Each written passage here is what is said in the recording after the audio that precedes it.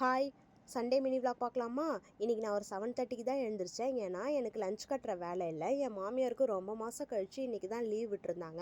ஆக்சுவலாக பார்த்தீங்கன்னா நேற்றே பிளான் பண்ணியிருந்தோம் நாளைக்கு லேட்டாக தான் எழுந்திரிக்கணுன்ட்டு. ஆனால் எனக்கு தூக்கம் வரல. அதனால் நான் எழுந்து வந்து எனக்கு மட்டும் காஃபி வச்சு குடிச்சிட்டு மார்னிங் பிரேக்ஃபாஸ்ட்டுக்கு உருளைக்கிழங்கு ரெடி பண்ணியிருந்தேன். அதுக்கப்புறம் பார்த்திங்கன்னா ஹெல்த் மிக்ஸ் ப்ரிப்பேர் பண்ணியிருந்தேன். இந்த ஹெல்த் மிக்ஸ் பார்த்திங்கன்னா எங்கள் வீட்டில் நாங்களே ப்ரிப்பேர் பண்ணது.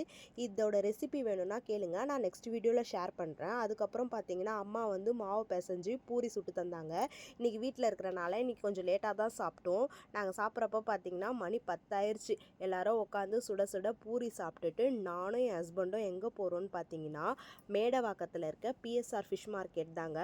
அங்கே போயிட்டு எங்களுக்கு வந்து குழம்புக்கும் வறுக்கிறதுக்கும் மீன் வாங்கிட்டு அங்கேயே க்ளீன் பண்ணி எடுத்துகிட்டு வந்துட்டோம். வர வழியில் அன்எக்ஸ்பெக்டடாக கில்லி ஷரத்தண்ணாவை பார்த்தோம்.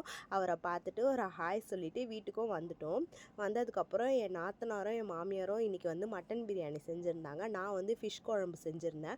அதுக்காக ஃபிஷ் எல்லாம் க்ளீன் பண்ணி வச்சுருந்தேன். குழந்தைங்களுக்கு நான் இன்றைக்கி என்ன செஞ்சு கொடுத்தேன்னா மட்டன் சூப்பு தாங்க. அப்புறம் என் மாமியாருக்கும் அந்த சூப் கொஞ்சம் எடுத்துகிட்டு போய் கொடுத்தேன்.